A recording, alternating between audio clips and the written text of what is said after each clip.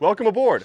Today we are testing one of the weirdest boat tools I think I have ever seen, the Revolve Tec USA boat hook and deck brush combo. It promises to replace two essential tools with one compact modern design. But can it really scrub, push, pull, and grab like the traditional thing? I'm going to put it through the ringer with some side-by-side tests to find out. From a gross deck cleanup to a man overboard drill, let's see if this storable solution is the future of boat tools, but first, let's take a look. The pole here is made up of Revolve Tec's cutting-edge composite, a type of weave that when layered in just the right way gives the pole its shape and strength while still allowing it to be flexible, to be rolled up and put away. Beyond the obvious storage advantages to having a 75-inch pole that can roll into a cylinder 5 inches wide, the composite construction offers a couple more party tricks specific to boaters. The pole is light, less than 1 pound, 0.98 if you can believe it, which means that this little foam here on the handle is enough to keep this pole from sinking. And being made of composite materials, when you pull this thing out of the salt water, you can let it air dry or put it away without risk of corrosion. And unlike other poles, the Revolve pole won't oxidize or leave behind stains. In fact, the only part on this whole pole that's non-composite is this little pin right here that is used to lock in your attachment of choice. Now, this futuristic design isn't without its drawbacks, so let's put this pole to the test and do something I hope I don't regret.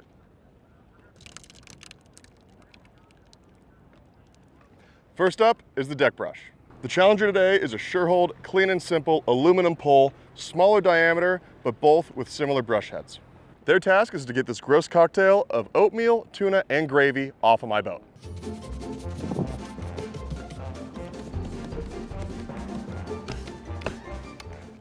Well, now that we got the grossest test out of the way, I gotta tell you, the flexibility on the Revolve Tec pole does take a little getting used to. The bend in the pole lengthwise is pretty easy to adapt to. It does, in a way, add a bit of spring and keep the brush head flat on the deck. The twisting, however, is much tougher to get used to. I like pushing on the corners of the brush to get those hard to clean spots, and the rollable shell design just does not resist twisting like a traditional pole does. Now let's see how it handles the boat hook with a bending strength test. Pretty simple. The goal is to see how much the pole will bend while holding weight. Weight being a large dock line, maybe handing off supplies to another vessel, or in this case, a bucket of water. This time the Revolve Tec USA will have its boat hook attachment on and will be going up against a West Marine extendable boat hook, a pretty common budget option in the boating world. In order to implement some kind of physics fairness, I'm going to make sure that both boat hooks are at equal lengths for this test. The West Marine pole will be extended fully in the first section and whatever is left in the second. Now, I'm not sure that this is the strongest way to do it, however, it is how I would undo it in a real world situation. Now let's go ahead and hang some water. Reviewing the footage, we can see that while flexible in the first test, the Revolve Tec is able to hold its own against a commonly used boat hook. And in the spirit of science, I tested the strength of the boat hook in different orientations, with the strongest one being the gap facing upwards, which is why I believe they oriented the boat hook in this direction. Now that we know how to best use this boat hook, it's time to see how practical it is in the real world. Let's finish up our testing by grabbing a mooring for usability, pushing off a pylon for protection, and conducting a man overboard drill for speed. And what do you know, we're in a mooring field right now. This is what I use my boat hook for 99% of the time. I've got a low bow, which is perfect for just about any length boat hook. However, the mooring lines often get twisted and I have to use the boat hook to pull the lines around each other. Since I'm usually solo, I also need the boat hook to be strong enough to pull me and the boat near the mooring until the first line is on. As for the pylon, you hope to never be in this position, but as a boater, hoping is never enough. Here we need to push away from the dock to protect our boat, a nice test of compressive strength.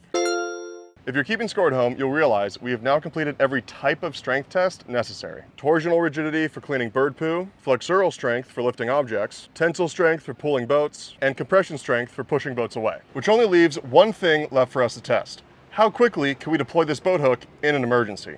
And to find out, my fender here is going to risk its life. Man overboard!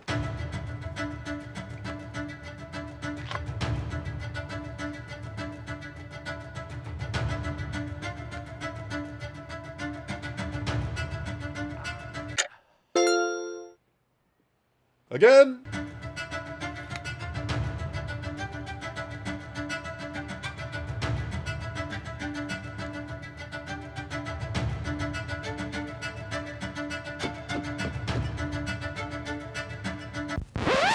Little JakeSea from the future here. I know this part looks rigged, but I'm not being paid by Revolve and the pole is actually jammed with salt. I was gonna retest, but decided against it for two reasons. The first being, this happens to me half the time I use this pole. I had accidentally stumbled across a useful comparison. And two, if I didn't show it actually happened, well, then that would be rigging the test. So if you work for West Marine, yes, I'm sure your pole is very fast, but let's carry on. Now, if you're still watching and you enjoyed the test results, thank you. Be sure to like and subscribe. It's time to go over our findings and, more importantly, my feelings. Up against a deck brush in the Battle of Pooh, I give the win to the traditional deck brush due to its rigidity. The rollable pole as a deck brush got the job done, but due to its flexibility, it struggled when oriented on its side. As for bending strength, when oriented in the right position, the rollable pole provides just as much strength as any traditional boat hook. It also performed well in our real-life tests. I have to admit, at first I thought the twisting was going to be a real problem when grabbing a mooring line, but it actually ended up being a positive. The boat hook was more forgiving, and it actually flexed with the line instead of allowing the line to slip off the hook. The Revolve Tec pole also performed really nicely when pushing off. However, I'd be really careful not to get the composite weave crunched and folded between a boat and a dock. Traditional style poles don't do very well with that either though. Lastly, we had the speed test, which was preparing the poles for use. As each boat is different, I set them up right next to each other. However, the point of a rollable pole does mean that it can be stored in a cabinet away somewhere, potentially making it more difficult to access in an emergency. Disregarding that, I have underplayed this last speed test a little bit, as I do believe it to be the most important. Grabbing a mooring, pushing off of something, lifting something out of the water, and reaching for a person are all often very time sensitive. As for the results, the Revolve Tec USA rollable boat hook performed very well if you practice and have the boat hook attachment nearby. You can extend the pole and attach the hook in a similar amount of time as you could extending a traditional boat hook. And if the extending boat hook is jammed up with salt, then the rollable hook ends up being a lot faster. It doesn't matter if the pole's wet or salty, it goes together just the same. On the other hand, putting away the Revolve Tec can be a bit more time consuming. Luckily, I can't think of an emergency that requires you to put away a boat hook.